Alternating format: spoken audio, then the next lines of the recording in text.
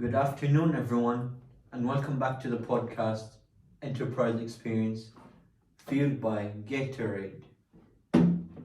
Alright, and today I have Mr. Shev with me, and we're gonna be discussing social innovative businesses in developing countries. Exactly, yeah. Social innovative businesses in developing nations. Yes, that's the one. Yeah. Alright, so Mr. Shev, my first question of the day is, why is social innovation important in developing countries?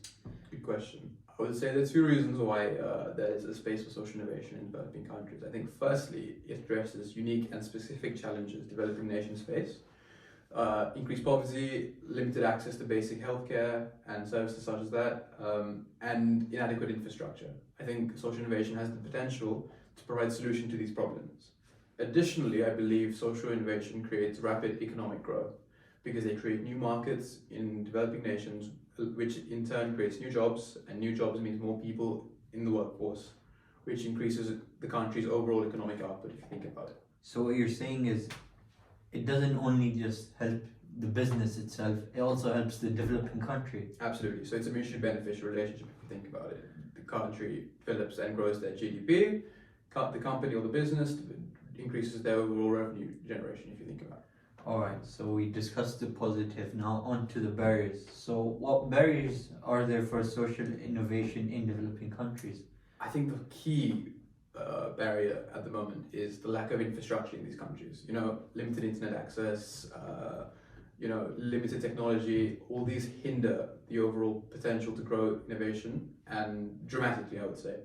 Additionally, I would say the public's, disagreement with innovation, because generally people from developing nations are very steeped in their traditional culture, and innovation kind of contradicts their culture and goes against the natural flow of things.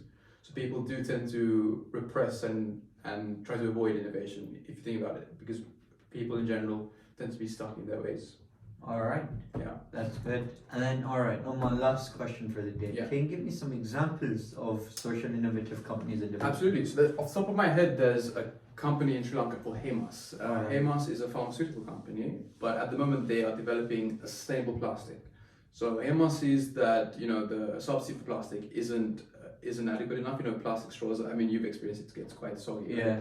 So they're trying to develop sustainable plastics where it decomposes in a shorter period of time. So traditional plastics decompose in about 500 years, whereas these do decompose in about 3-4 years. Alright. Thank you for joining me here, Mr. No worries. Shev. Thank you everyone for listening to the podcast, fueled by Gatorade. Thank you.